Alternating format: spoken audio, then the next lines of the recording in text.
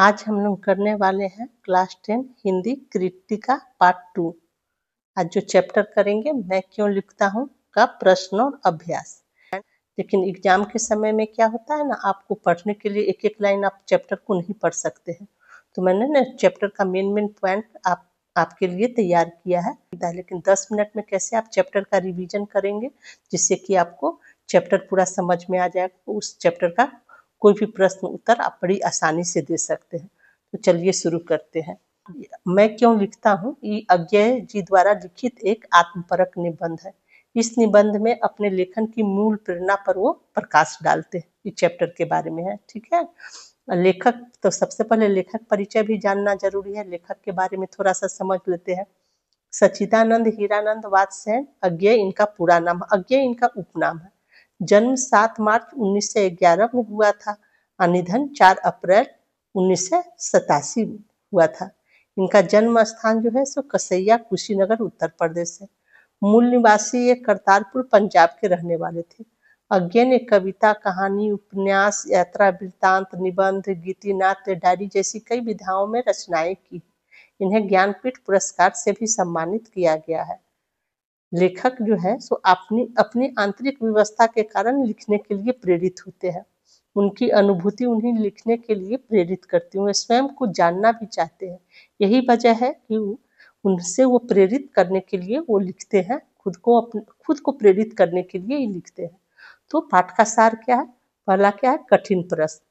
लिखने की प्रेरणा का सवाल जितना सीधा मालूम होता है उतना नहीं है। मतलब लेखक ऐसे बोलते हैं, लोगों को लगता होगा ना कि लिखना बहुत आसान होता है, लेकिन लेखक क्या बोलते हैं कि जितना सीधा मालूम होता है उतना होता नहीं है। इस सवाल का संबंध कवि के अंतर मन से है, मतलब अंदर मन में जो सवाल सब उठता है उससे है।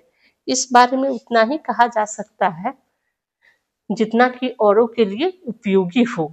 नंबर 2 पॉइंट क्या है? आत्मज्ञान की प्रेरणा। लेखक इसलिए लिखते हैं कि वह जानना चाहते कि क्यों लिखना चाहते हैं। लिखे बिना उन्हें प्रश्न का उत्तर नहीं मिल पाता है। वह लिखकर अपनी आंतरिक प्रेरणा को समझ पाते हैं और उससे मुक्त हो जाते हैं। कुछ लेखक को लिखने के लिए वजह बाहरी व्यवस्था भी प्रभाव डालता है, जैसे संपादक आग्रह और आर्थिक जरूरतों के कारण मतलब वो लिखते हैं। बाहरी दबाव की वजह से लिखते हैं। उन्हें मतलब धन की जरूरत होती है, आर्थिक मतलब जरूरत होती है। इस वजह से वो संपादक और लेखक सब जो होते हैं सो लिखते हैं। तो एक ये भी कारण होता है। बाहरी दबाव भी होता है, एक आंतरिक दबाव भी होता है, लेकिन लेखक के मन में जो है सो आंतरिक दबाव की वजह से वो लिखते हैं। नेक्स्ट पॉइंट क्या है? भीतरी व्यवस्था का उदाहरण। लिखने की भीतरी व्यवस्था को समझना कठिन है। जब जापान पर अणु बम गिरा तो उसके प्रभावों का ज्ञान हुआ। विज्ञान के प्रति विद्रोह था, किंतु वह अपनी अनुभूति के स्तर पे नहीं। ब्रह्मपुत्र नदी में फेंक कर हजारों मछलियां सैनिक मार दिया करते थे। इसी से उन्हें अनुभव हुआ कि किस प्रकार जापान में जीवों का नाश हुआ होगा। प्रत्यक्ष अनुभव क्या है? नेक्स्ट पॉइंट क्या है? प्रत्यक्ष अनुभव। कवि को जापान जाने का अवसर मिला, तब उन्हें हिरोशिमा का वह अस्पताल भी देखा जहां रेडियम पदार्थ से पीड़ित लोग कष्ट काट रहे थे। और अनुभव जो है सो घटित घटना का होता है। मतलब क्या कहते हैं? अनुभव होता है ना, वो मतलब जब कोई आदमी देखता है, उस चीज को महसूस करता है, तब कोई ऐसा घटना होता है, देखता है, तब उसे उस बात का अनुभव होता है। तो लेखक जब जापान जाते हैं और इस तरह का अस्पताल में देखते हैं, तब उन्हें ये सब घटना का क्या होता है? अनुभव होता है। विस्फोट का भोक्ता नेक्स्ट पॉइंट है। एक दिन हिरोशिमा की सड़क पर घूम रहे थे, अचानक उनकी नजर एक पत्थर पर पड़ी। परमाणु विस्फोट के समय कोई मनुष्य पत्थर के पास खड़ा होगा। रेडियोधर्मी किरणों ने उस आदमी को भाप की तरह उड़ाकर उसकी छाया पत्थर पर डाल दी। उनके मन में विस्फोट का प्रत्यक्ष दृश्य साकार हो उठा। उस समय वो विस्फोट का भोक्ता बन गए। इस प्रकार इस चैप्टर को हम लोग शॉर्टकट में समझ लिए हैं कि आप देखे हैं मेन पॉइंट जो इस चैप्टर का है। मैं आपको बता दी हूँ कि एग्जाम के समय आप 10 से 15 मिनट में एक बार आप रिवीजन कर सकते हैं। तो अब हम लोग शुरू करते हैं प्रश्न और अभ्यास करना। ये सारा जो आपको नोट्स वगैरह ना वीडियो के डिस्क्रिप्शन में डाल दिया जाएगा, जिससे कि आप पढ़ने के लिए उसका उपयोग कर सकते हैं। नंबर 1, लेखक के अनुसार प्रत्यक्ष अनुभव की अपेक्षा अनुभूति लेखन में कहीं अधिक मदद करती है, क्यों? तो इसका आंसर होगा, लेखक ऐसा सोचते हैं कि सच्चा लेखन भीतरी व्यवस्था से पैदा होता है। यह व्यवस्था मन के अंदर से उपजी अनुभूति से जगती है, बाहर की घटनाओं को देखकर नहीं जगती। जब तक कवि का हृदय किसी अनुभव के कारण पूरी तरह संवेदित नहीं होता और उसमें अभिव्यक्त होने की पीड़ा नहीं उमड़ती, तब तक कुछ नहीं लिख पाता। नंबर 2, लेखक ने अपने आप को हिरोशिमा के विस्फोट का भोक्ता कब और किस तरह महसूस किया? आंसर होगा, लेखक हिरोशिमा की घटनाओं के बारे में सुनकर तथा उसकी कुप्रभावों के असर को जब वो हिरोशिमा के अस्पताल में आहत लोगों को देख उनका मन परेशान था, पर वे सब देखकर भी विस्फोट का भोक्ता नहीं बन पाए। पर एक दिन सड़क पर घूमते हुए एक जले हुए पत्थर पर एक लंबी उजली छाया देखी। परमाणु विस्फोट के समय कोई मनुष्य पत्थर के पास खड़ा हो गया। रेडियोधर्मी किरणों ने उस आदमी को भाप की तरह उड़ाकर उसकी छाया पत्थर पर डाल दी। उसे देखकर लेखक के मन में अनुभूति जग गई। उसके मन में विस्फोट का प्रत्यक्ष दृश्य साकार हो उठा। उस समय वह विस्फोट के भोक्ता बन गया। नंबर 3, मैं क्यों लिखता हूँ के आधार पर बताइए कि क, लेखक को कौन सी बातें लिखने के लिए प्रेरित करती है। ख, क्या है, किसी रचनाकार के प्रेरणा स्रोत किसी दूसरे को कुछ भी रचने के लिए किस तरह उत्साहित कर सकते हैं। इसका आंसर होगा, क का क्या आंसर होगा, लेखक यह जानना चाहते हैं कि किस कारण से वह प्रेरित होकर लिखना चाहते हैं। स्पष्ट रूप से समझना हो तो लेखक को लिखने का कारण भीतरी व्यवस्था है। लेखक का जो लिखने के कारण जो है सो भीतरी व्यवस्था है। कभी कभी उनके मन में ऐसी अनुभूति जाग उठती है कि उसे अभिव्यक्त करने के लिए व्याकुल हो उठते हैं। और ख क्या है, कभी कभी संपादकों के आग्रह से, प्रकाशक के तकाजों से आर्थिक लाभ के लिए भी लिखते हैं। बहुत लोग जो होते हैं संपादक सबके आग्रह से और आर्थिक लाभ के लिए, मतलब कुछ उनको उससे, जैसे संपादक का ये सब जो होते हैं ना, तो उन्हें क्या होता है ना, सैलरी मिलता है ना, मतलब धन कमाने के लिए वो लोग ऐसा करते हैं। तो कहने का मतलब है कभी कभी संपादकों के आग्रह से, प्रकाशक के तकाजों से आर्थिक लाभ, आर्थिक मतलब पैसों के लिए भी लिखते हैं। लेकिन लेखक के लिए कारण जरूरी नहीं है। लेखक का लिखने का कारण मन की व्याकुलता है। लेखक मतलब आर्थिक लाभ के लिए नहीं लिखना चाहते हैं, वो उनके मन में लिखने का, लेखक को लिखने का कारण मन की व्याकुलता है, मतलब उनके अंतर मन में इस तरह का भावना जग उठ रहा है जिस वजह से वो लिखना चाह रहे हैं। नंबर 4, कुछ रचनाकारों के लिए आत्मानुभूति स्वयं के अनुभव के साथ साथ बाह्य दबाव भी महत्वपूर्ण होता है। ये बाह्य दबाव कौन कौन से हो सकते हैं। आंसर होगा, ये बाह्य दबाव निम्नलिखित हो सकते हैं। नंबर 1, संपादकों का आग्रह। नंबर 2, प्रकाशकों का आग्रह। नंबर 3, किसी विषय पर प्रचार प्रसार करने का दबाव। नंबर 4, आर्थिक लाभ। नंबर 5, क्या बाह्य दबाव केवल लेखन से जुड़े रचनाकारों को ही प्रभावित करते हैं या अन्य क्षेत्रों से जुड़े कलाकारों को भी प्रभावित करते हैं। कैसे, इसका आंसर होगा, बाहरी दबाव सभी प्रकार के कलाकारों को प्रेरित करते हैं। अधिकतर गायक, अभिनेता, नर्तक, कलाकार अपने दर्शकों, आयोजकों, श्रोताओं की मांग पर कला का प्रदर्शन करते हैं। अमिताभ बच्चन को बड़े बड़े निर्माता, निर्देशक अभिनय करने का आग्रह न करे तो शायद वो आराम करना चाहेंगे। इसी प्रकार लता मंगेशकर गाते गाते थक चुकी होंगी।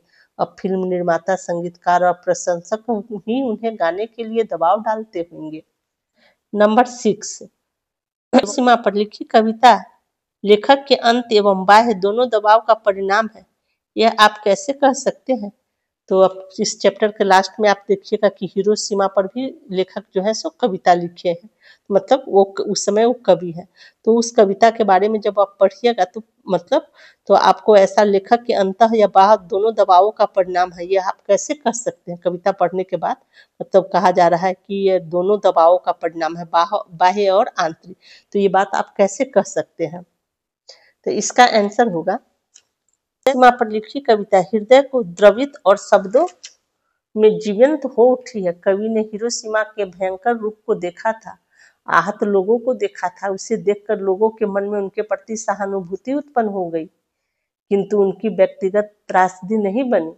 लेकिन जब पत्थर पर मनुष्य की काली छाया देखा तो उनके मन में अनुभूति जग गई और कविता लिख डाली। इसलिए हम कविता को आंतरिक दबाव का परिणाम कह सकते हैं, किसी बाहरी दबाव का नहीं। नंबर 7, हिरोशिमा की घटना विज्ञान का भयानकतम दुरुपयोग है। आपकी दृष्टि में विज्ञान का दुरुपयोग कहाँ कहाँ और किस तरह से हो रहा है। इसका आंसर होगा, आजकल विज्ञान का दुरुपयोग अनेक जानलेवा कामों के लिए किया जा रहा है। आज आतंकवादी संसार भर में मनचाहे विस्फोट कर रहे हैं। कई शक्तिशाली देश इस दूसरे देशों को दबाने के लिए उन पर आक्रमण कर रहे हैं। जैसे अमेरिका ने इराक पर आक्रमण किया तथा वहां जनजीवन को तहस नहस कर डाला। और क्या है, विज्ञान के दुरुपयोग से किसान फसलों में कीटनाशक दवाएं और जहरीले रसायन छिड़ककर अपनी फसलों को बढ़ा रहे हैं, जिसका असर लोगों के स्वास्थ्य पर पड़ रहा है। विज्ञान के उपकरणों के कारण वातावरण में गर्मी बढ़ रही है, प्रदूषण बढ़ रहा है, बर्फ पिघलने लगा, जिससे कि खतरा बढ़ने का डर है। विज्ञान का दुरुपयोग से चिकित्सक जो है सो भ्रूण परीक्षण कर रहे हैं, जिसका असर यह हो रहा है कि जनसंख्या का संतुलन बिगड़ रहा है। नंबर 8, एक संवेदनशील युवा नागरिक की हैसियत से विज्ञान का दुरुपयोग रोकने में आपकी क्या भूमिका है? इसका आंसर होगा, एक संवेदनशील युवा नागरिक की हैसियत से मैं सबसे पहले अपने आप को चेंज करूंगा। सारी दुनिया को तो नहीं बदल सकता, लेकिन मैं स्वयं को बदल सकता हूँ। विज्ञान के जिस यंत्रों के बुराइयों के बारे में जानता हूँ, उससे दूर रहने की कोशिश करूंगा। लोगों को भी सचेत होने की सुझाव दे सकता हूँ। विज्ञान के बनाए हथियारों का प्रयोग यथासंभव मानवता की भलाई के लिए ही करें, मनुष्यों के विनाश के लिए नहीं। विज्ञान की चिकित्सकीय खोज का दुरुपयोग कर लोग प्रसव पूर्व संतान लिंग की जानकारी कर लेते हैं और कन्या शिशु की भ्रूण हत्या कर देते हैं, जिससे सामाजिक विषमता बढ़ जाती है। प्रदूषण फैलाने तथा बढ़ाने वाले उत्तरदायी कारकों, प्लास्टिक, कूड़ा कचरा आदि के बारे में लोगों को जागरूक बनाने के साथ साथ लोगों से अनुरोध करूंगा कि पर्यावरण को साफ सुथरा रखें। एक संवेदनशील युवा नागरिक की हैसियत से मैं विज्ञान का दुरुपयोग रोकने में मैं हर संभव प्रयास करूंगा। इस प्रकार इस चैप्टर का क्वेश्चन आंसर यहीं पर समाप्त होता है, लेकिन मैंने कुछ महत्वपूर्ण प्रश्न आपके लिए तैयार किए हैं जो एग्जाम में बार बार पूछे जाते हैं। नंबर 1 प्रश्न क्या है? लेखक के लिए स्वभाव और आत्मानुशासन का महत्व है, कैसे? तो इसका आंसर होगा, यदि लेखक स्वभाव से लेखन के प्रति तत्पर है तो वह समय पर रचना कर लेता है, परंतु यदि उसका स्वभाव आलसी है तो वह बराबर किसी बाहरी दबाव की प्रतीक्षा करता रहेगा।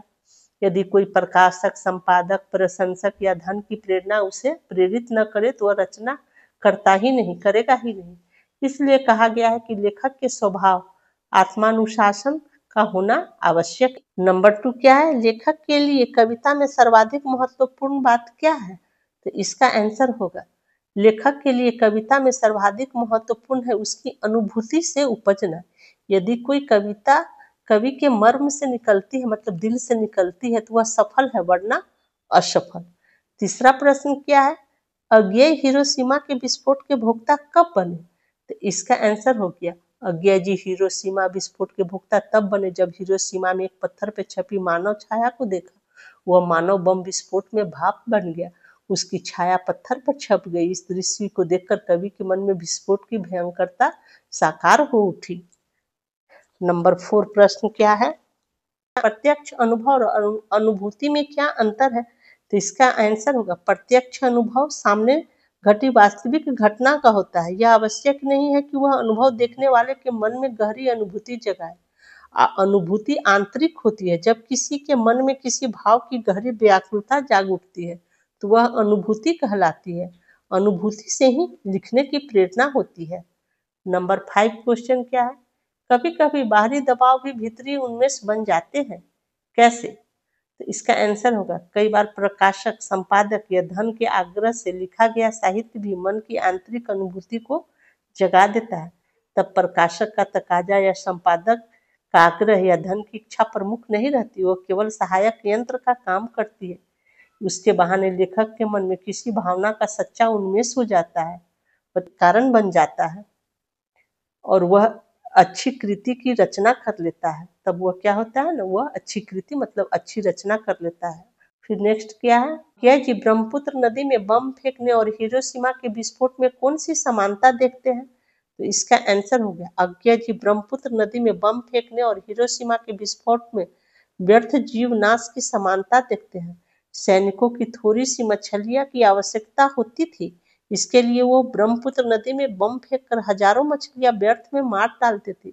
यह जीवों का सरासर अपव्यय था, मतलब विनाश था, नाश कर देते थे।